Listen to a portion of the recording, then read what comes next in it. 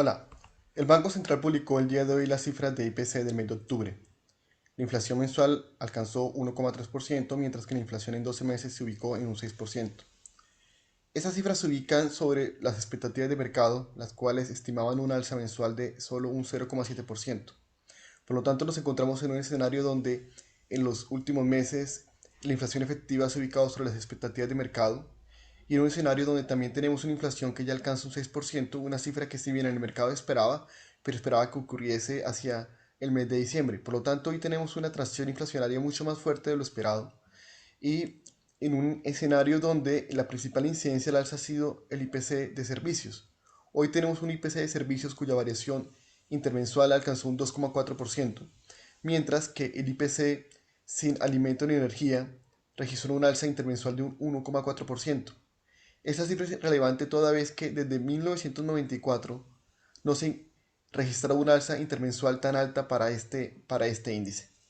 Por lo tanto, lo que vemos es un escenario donde la inflación mantiene su tendencia, donde mantiene una sorpresa inflacionaria y esto obviamente genera una presión para la autoridad monetaria, toda vez que tenemos dos elementos a considerar. Primero, que si bien el Banco Central ha generado una política, un retiro de estímulo monetario, eh, las noticias en cuanto al IPC generan una expectativa de un mayor incremento de la tasa de política monetaria, fundamentalmente para la reunión del mes de diciembre. Se espera que la tasa de política monetaria aumente hacia un 3,5%, que vendría a ser la tasa de política monetaria neutral.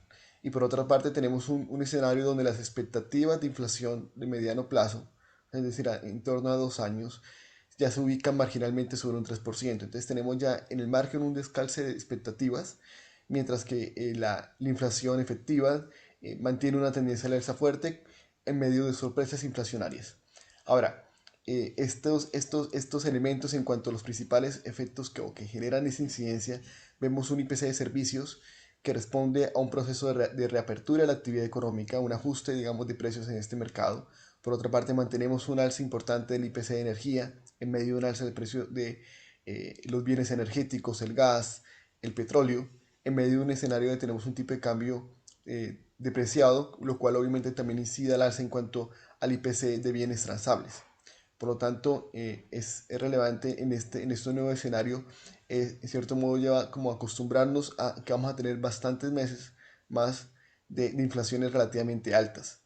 Eh, por lo tanto, obviamente es un escenario que no es bueno para el efecto de la economía local, porque obviamente todo esto genera un efecto en términos de un incremento importante de toda una cantidad de bienes regulados que se ajustan directamente a través del alza del IPC, aumentos en la UEF y por ende efectos en términos de todo ese tipo de contratos o pago de dividendos que están asociados a ese tipo de instrumento. Entonces, en ese escenario, si bien el desafío que tiene el Banco Central hoy es mucho más desafiante, mucho más fuerte de lo que se observaba meses atrás.